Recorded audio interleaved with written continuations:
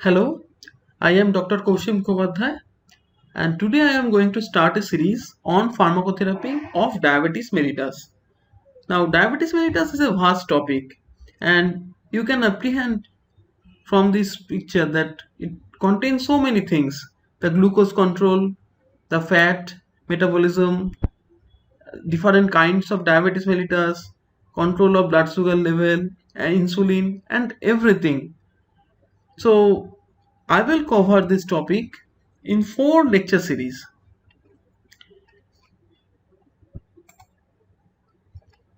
The first one that is I am going to cover today is on insulin biochemistry and pharmacology. So today's topic will be mostly covered or based on insulin. So how it was discovered, its different insulin receptors and insulin mechanism actions, and finally types of insulin, which is a part of pharmacology. On the next day, part 2, I will discuss about diabetic ketoacidosis, pathophysiology and treatment. In the third class, I will discuss oral anti-diabetic drugs, and finally on the fourth class, I will discuss about the management of diabetes mellitus. So let's start today's topic. Now first start with little bit of history of insulin. Now, Banting and MacLeod got the Nobel Prize for the discovery of insulin, but it was Banting and Best. Banting was the Best was assistant of Dr. Banting, and they worked very hard for the discovery of insulin. And the fourth individual, Dr. Collip, he purified the insulin. So initially it was an extract of pancreas, and the purification was done by Dr. Collip. So all of the four was very much involved in discovery of insulin. Now I think you can remember that this is a cross section of pancreas, and these are islets of Langerhans. It contains different kind of cells: alpha cells, beta cells, delta cells, epsilon cells, and these are pancreatic acini. Alpha cells secrete glucagon and beta cells secrete insulin, and also there are delta cells which secretes somatostatin.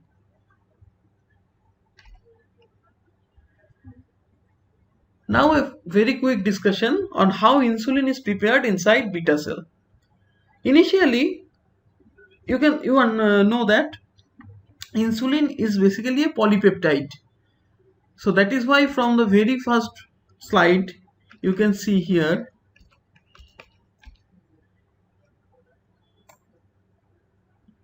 I have given this. So it contains A chain, B chain, and both the chain is bound with disulfide bond. So the same thing you will see here, that how this insulin here is produced. First, it is a straight peptide chain. It is called pre-proinsulin. Then there is different kind of post-transcriptional modification like cleavage in some areas, then folding. So you can see it is now folded, and it is called proinsulin, and these disulfide bonds are made. In the final act, there is cleavage here and here. So ultimately this A and B comes in one side, and the C peptide goes into other side. So always remember that the amount of exogenous insulin is same as amount of C peptide, because it is produced from a single peptide chain. So if a person is taking exogenous insulin, he will have low level of C peptide but high level of insulin. But if a person can generate insulin within his body, then you will find the same amount of insulin and C peptide in his blood. So C peptide has very important role for diagnosis of insulin diabetes mellitus, type of diabetes mellitus, that we will discuss in the next part of the series. So first let's look at how the insulin is released. So this is the beta cell. Okay, so this is a beta cell of pancreas. Now when a person takes food, there is plenty of glucose molecule inside blood. This glucose molecule will enter the beta cell of pancreas. This glucose will be converted into glucose 6-phosphate by glycogenesis. This glucose 6-phosphate, with the help of mitochondria, it will form ATP, adenosine triphosphate. Now inside the beta cell, the ADP-ATP ratio is very important for maintenance of this potassium channel. This is ATP sensitive potassium channel. If there is a high amount of ATP present, then this ATP ultimately blocks this channel. So if ATP is more than required, that's ATP-ADP ratio, it is higher, then this potassium channel is closed. This is a special kind of potassium channel which is present in the beta cell of pancreas. Now as soon as this potassium outflow goes down, there is transient depolarization, and this depolarization will cause entry of calcium inside the beta cell. And this calcium, you know that calcium is very important for exocytosis. So this calcium will release the vesicles that contains both insulin and C-peptide that we saw in the last slide. The insulin and C-peptide, they stored inside the vesicles, and this calcium, increased calcium level, causes exocytosis of this insulin. So that is how increased glucose causes final release of insulin and C-peptide into the bloodstream. So high amount of glucose will trigger insulin release. Now there are some mechanisms that can alter the insulin release. First is incretins. Incretins are special type of hormones that increases insulin release. They act by increasing level of cyclic AMP, which also inhibits the potassium channel. Alpha-2 receptor is part of sympathetic system. So alpha-2 agonist will decrease the cyclic AMP level. This rate means it inhibits, it lowers the cyclic AMP level. So ultimately it causes increased potassium outflow. And there is acetylcholine by M3 receptor. It also increases, you know that M3 receptor, it causes increased calcium level inside the cell, and it increases insulin release. This slide shows the modulators of insulin release. So glucose, amino acid and fatty acids. Mostly glucose. The most important is glucose, we saw in the last slide. These three increases. These are the dietary components that after the meal insulin is released, and these three are the main mediator. There are some hormonal controls like incretins by GLP-1 receptor and glucagon and gastrin. These are all increases insulin release, and somatostatin decreases. So everything written in green here are increases insulin release, and red causes decrease in insulin release. So somatostatin decrease insulin release. Neural cholinergic via M3 receptor we saw in the last slide, it increases insulin release, and sympathetic system, that alpha-2 it increases, sorry it decreases, but beta-2 it increases insulin release. So ultimately sympathetic activity predominantly by alpha-2 receptor, it decreases insulin release. Now this slide shows how insulin and other hormones control the lipid metabolism and carbohydrate metabolism during starvation and well-fed state. So when the person is starving, that means the vital organs needs glucose from stores because already there is insulin is the glucose on carbohydrate and lipids are not present from the diet. It is not available from the diet, so he has to look for the stores. What is inside the store? So here the mobilization of glucose and lipids from the store is done by glucagon, catecholamines, growth hormones, and glucocorticoids. So these are the hormones when we require when we are starving. But when we are in well-fed state, then the diet causes very high amount of glucose and energy like lipids in the blood. So we do not require any supply from store. But what we need is to deposit the extra materials, the extra energy materials into the stores.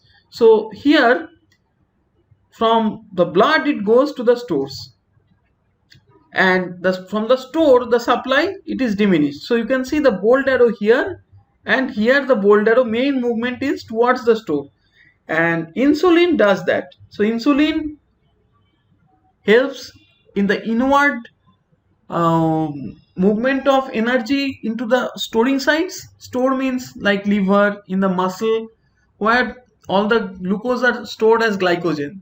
So the storing is done by insulin, and also it inhibits the release of energy in the form of glucose or fatty acids. It also inhibits that. This picture tells the same story. You can see during the fasting state, the pancreatic cell, mainly glucagon, is acting on liver, and this glucagon is actually helping the glycogenolysis. That means glucose is forming from glycogen, and this glucose is maintaining the central glucose level in the blood. And also the effect of insulin is very less. So you can see the dots here. So dot dot dot dot you can see here. So these dots means the level of the effect of insulin is not much. So as the level of insulin is not much in the fasting state, so adipose tissue will release fatty acids, and this fatty acid is going into liver, and again by neoglucogenesis it will convert it into glucose. So this is the condition, this is the thing, this is how we maintain glucose, and this glucose is required for vital organs like brain. But what happens when there is carbohydrate available from diet? So the dietary carbohydrate is the main source for the blood glucose. Now we do not require help of liver or help of adipose tissue for blood glucose and fatty acids. So effect of insulin is very much. Now you can see that glucagon is now become dotted. Insulin is very much active. What the insulin is doing, it is storing the glucose in the liver, it is storing the glucose in the muscle as glycogen, and it is also storing the fatty acids, the dietary lipids that is available from GI tract into the adipose tissue. So basically insulin is an anabolic hormone. It maintains the store, whereas glucagon, catecholamines, growth hormone, and glucocorticoids are the hormones when we are less on supply. So this is at a glance the biological effects of insulin. Very, very important. So first, carbohydrate metabolism. It increases glucose uptake via GLUT4 mainly. So it increases glucose uptake into the muscle cell. GLUT4 is present mainly in the muscle cell.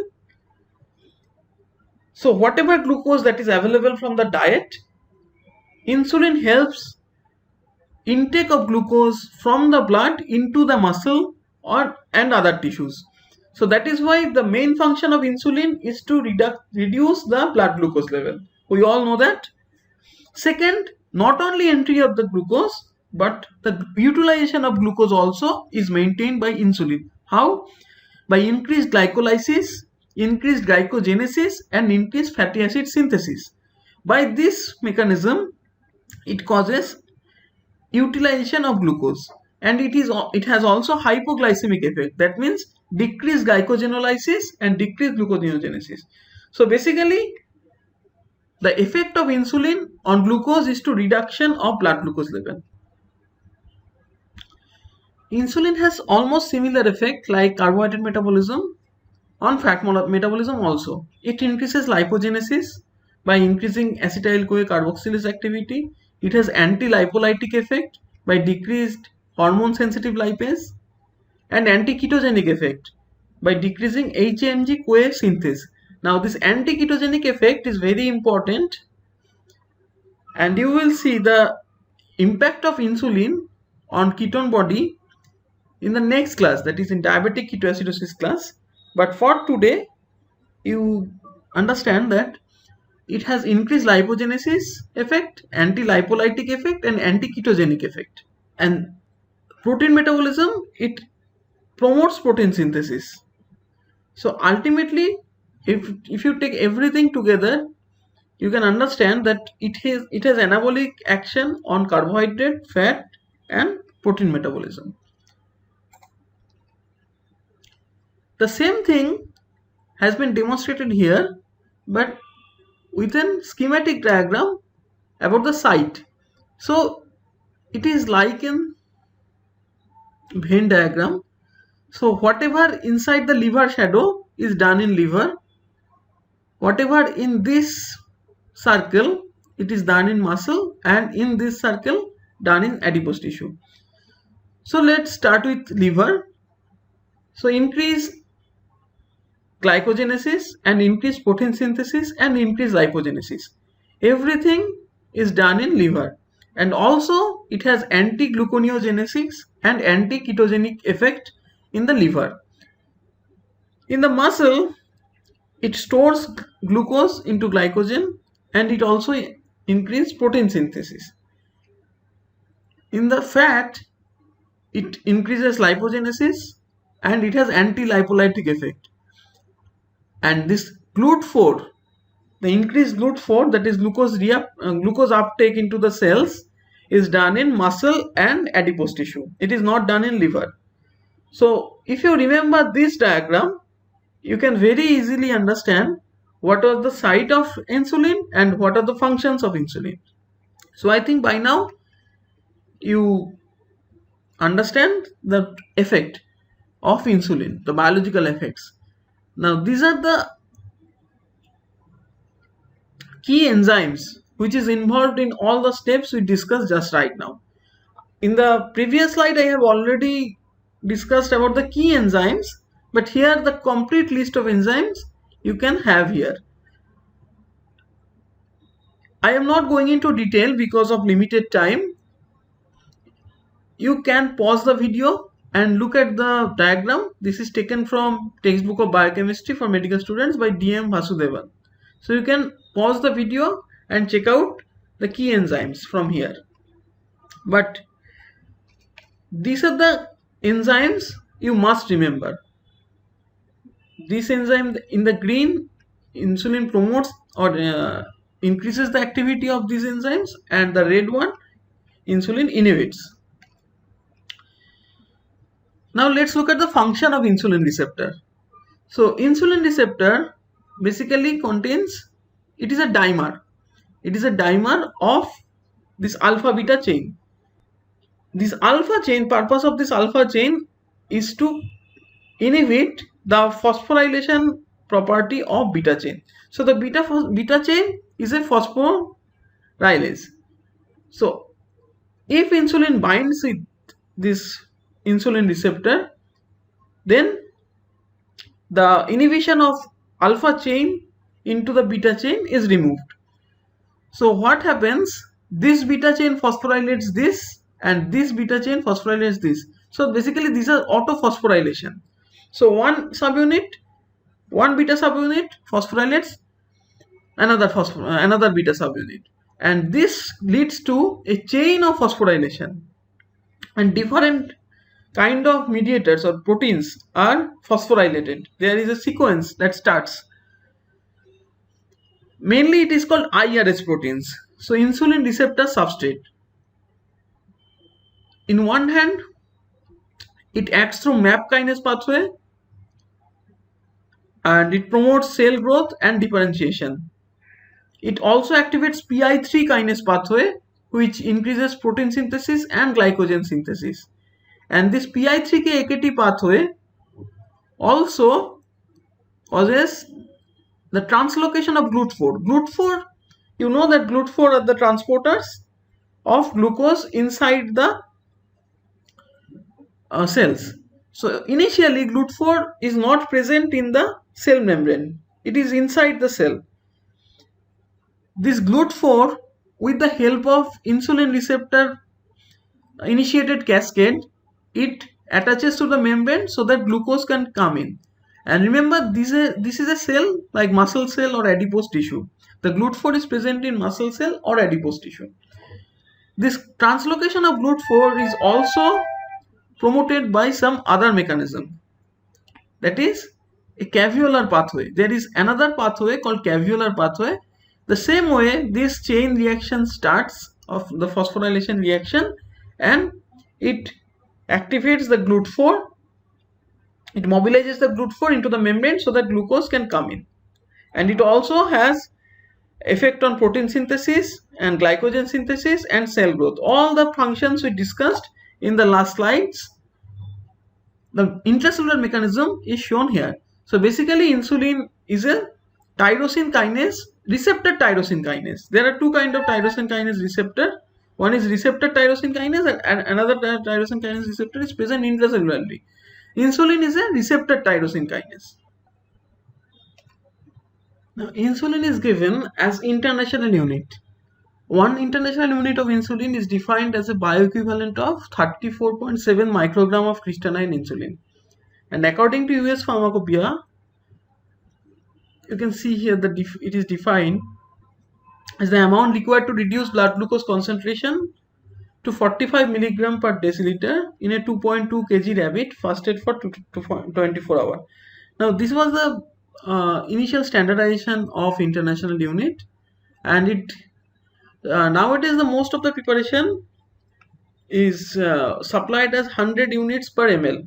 There are some preparations that also supplied as 500 unit per ml, but mostly these are 100 unit per ml. Now we are moving on to different kinds of insulin, that is the pharmacology part. So these are all different kinds of insulin variants which has different rate of absorption and also different duration of action. So you can broadly classify as short acting and long acting. Short acting insulins are aspart insulin, lispro-insulin, glulicin, regular insulin. Long acting insulin are NPH, that is neutral protamine hydrone, insulin detamir, glargine and degludec. Now in your books it may be classified as ultra short acting called aspart, lispro and glulicin, a short acting that is regular insulin, intermediate acting like NPH, and long acting like detamir, glargine and degludec. So this classification also exists, but this is the classification as per Goodman and Gilman, the latest Goodman and Gilman edition. So I am using these classifications only. Different insulin combinations can be mixed also. So mixture of short acting and long acting insulins are also available. And there is one inhaled insulin, that is Afrezza. Insulin Afrezza. All are insulins. Remember, all are insulins, but they have different absorption, rate of absorption. So you can see here in y-axis insulin effect and in x-axis time has been plotted. So the rapid acting insulin like insulin lispro, aspart and glulicin, it is very quickly absorbed, so the level rises very quickly after subcutaneous injection. Remember, all the insulins are given subcutaneously except regular insulin, which can be given intravenously for emergency purpose like diabetic ketoacidosis. Otherwise, mainly regular insulin is also given as subcutaneous, but for emergency purpose it is given via intravenous. And the regular insulin 100 unit per ml version can be given only via intravenous route. The 500 unit international unit per ml, it cannot be given via intravenous route. So these things you have to remember. These are all pharmacokinetics. So you can see these are the very short acting, and only within 5 hours its action is terminated. Short acting insulin, it has relatively lower absorption. It reaches around 1.5 hour peak, and it has about 10 hours of action. This is intermediate acting, that is NPH. We can call it long acting also as per new classification.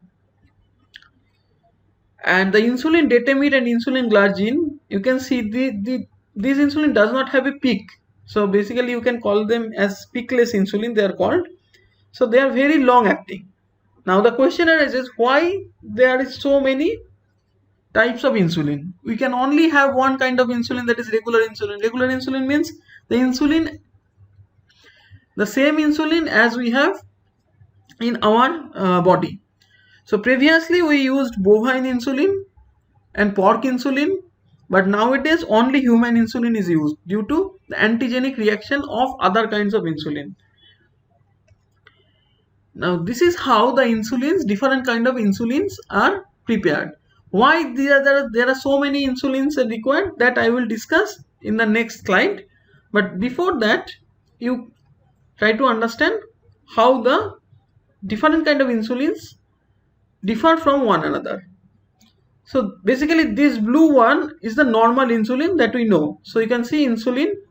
So this is A chain, this is B chain, and these are the sulfide bonds, by how these two peptide bonds is attached. Insulin glargine has two extra arginine molecule and one glycine molecule. That is why it is called glargine. You can understand GL and here is arch. So glargine, insulin glargine, it makes it very long acting. Insulin lispro, in the 28 and 29 position, in the proline and lysine, this is interchanged. So the lysine, the proline place it is lysine, in the lysine place it is proline. So it becomes insulin lispro. Similarly, insulin glulicine and insulin aspart has different kind of modifications of the main insulin compound. Insulin detamide has this fatty acid attached with this lysine molecule in the 29th position, and insulin degludec has this N-hexadecanoyl glutamate. So there are different kind of modifications of the insulin molecule which alters its absorption, and in a neutral pH, the insulin forms a hexamer, and whenever it is gradually absorbed from the subcutaneous injection site. By altering different amino acids, we try to modulate the absorption rate of different kind of insulins. So the short acting insulins, the very modern insulin like aspart, glulicine, only less than 15 minutes. 0.25 hour means less than 15 minutes peak. Regular insulin one should take about half hour before meal, 30 minutes to 1 hour. But the fast acting insulin or short acting insulin can be taken only 15 minutes before meal. Whereas long acting insulins, they cover for baseline. That means it forms a baseline. Insulin delivery, as I have already told, that subcutaneous by pen devices or jet injector or subcutaneous injection you can give. Intravenous, ketoacidosis, perioperative period and during labor. And only intravenous insulin we use is regular insulin. And there is a modern insulin infusion method, that is continuous subcutaneous insulin infusion, CSII. What it does, it senses the glucose level, and it has an algorithm. By sensing its glucose level in the blood, it can pump insulin inside body. So if a person has high blood glucose level, the insulin secretion will be more, and if he has low glucose level, the insulin secretion will be less. So it is an automated procedure, the CSII.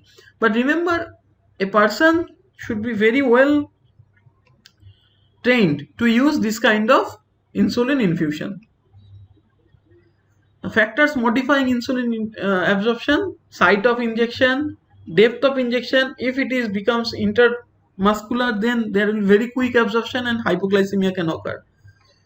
Type of insulin, yes, of course, that is why we are altering different kind of insulin to modulate the insulin level, insulin absorption level. Volume and concentration of the injected insulin. Subcutaneous blood flow: if there is more subcutaneous blood flow, insulin will be more quickly absorbed. Smoking is very important, especially for Afrezza kind of inhaled insulin. It is not actually indicated in smoker because of very irregular absorption. And regional muscular activity: if there is more muscular activity, there is more blood flow, more absorption. Now coming into the question, why there is so many kind of insulin. Now if us look at the normal insulin response to meals. So a person takes breakfast, then there is high insulin concentration. Then the person takes the meal, before that or just after the meal, there is insulin peak. So you can understand, if lunch is taken here, there is already rise of insulin because of some neural control. So there is some neural control of insulin release, but mostly the high glucose level, high amino acid level and high fatty acid level promotes the insulin release into the bloodstream. And before the dinner also there is rise of insulin. So that this happens in a normal individual. So this is the normal insulin. So a basal level of insulin is always maintained, and before just after the meal there is high level of insulin release due to control of hyperglycemia. The hyperglycemia that occurs after meal, to utilize the glucose and to make the glucose shift inside the muscle and adipose tissue, we require high amount of insulin. Now we have to mimic the same insulin level here. So you can see the glucose level, this is the normal glucose level. If the glucose level increases, the insulin also increases, and to maintain the glucose level around 50 or 60 milligram per dl. Now suppose a person now does not have an insulin inside his body, maybe due to defective pancreas function. So what will happen? If you give insulin, that insulin, suppose you give one kind of insulin which is very rapid acting, which is short acting like regular insulin, then it cannot maintain the baseline level. It cannot maintain the baseline level. But if you give a long acting insulin, then the baseline level can be maintained, but it cannot control the hyperglycemia. So you cannot manage everything by only a single type of insulin. If you give short acting, you cannot maintain the round the clock based insulin level. If you give a long acting one, the peakless insulin, then you cannot control the hyperglycemia that occurs just after lunch or dinner or breakfast. So that is why we use different kind of regimen and different kind of insulin. So the main optimum therapy is to give one glargine or detamir or degludec. So peakless long acting insulin at one time. It is given usually at bedtime. So you can see at bedtime, suppose at bedtime you give one dose of glargine. So the concentration will be maintained from this day, and this is the next day until the next day at the time of dinner. So the basal insulin level is maintained here. The basal insulin level is maintained by one insulin. Now these peaks are mimicked by these insulin analogs like insulin aspart, insulin glulicin, or insulin lispro. So you give short acting insulin just 15 minutes before meal, and you give long acting insulin at the time of bedtime. So throughout the day you can mimic the normal physiological level of insulin. So now you understand why only one type of insulin cannot be given. This is the most optimum therapy. If now you can see here 4 injections are required. Remember, all of them are subcutaneous. So 4 type of injection you have to give the patient, and this is relatively inconvenient for the patient to take 4 injections every day. You can think, if you have to take 4 injections every day, that is very much problematic. So what can be done? A mixed insulin can be given. So this mixed insulin, you can see here, this insulin combinations, which is a short acting and long acting combination. So in that case you give one mixed insulin which contains 2 kind of insulin. One is short acting and one is relatively long acting, like it will maintain for 12 hours, like NPH insulin, and it is also cost effective. These insulins, this long acting and very short acting, ultra short acting, these are all very costly.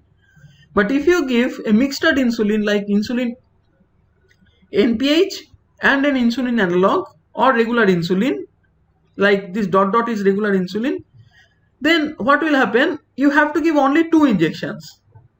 So this time one you give the mixed and this time one you have to give mixed. So ultimately it will be much more convenient for the patient also to take only 2 injections per day. So that is why this formulation has come. So it is most effective but costly, and it is relatively less effective and cost effective.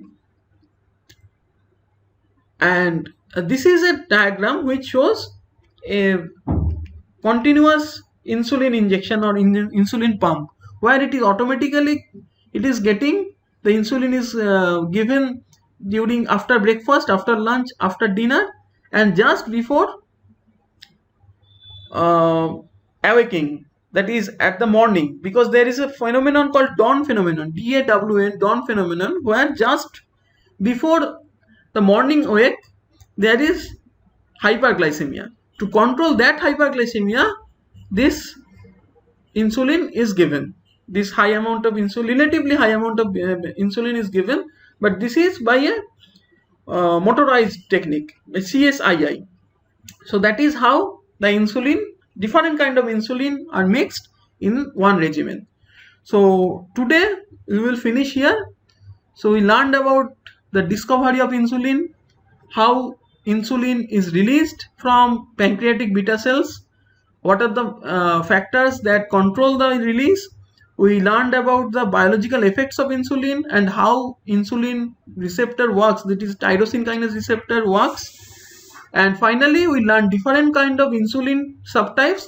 We learned why this different kind of insulin subtypes is required and how we can mimic the body physiology with different kind of regime. Thank you for your patient listening. Next day we will start diabetic ketoacidosis. Thank you.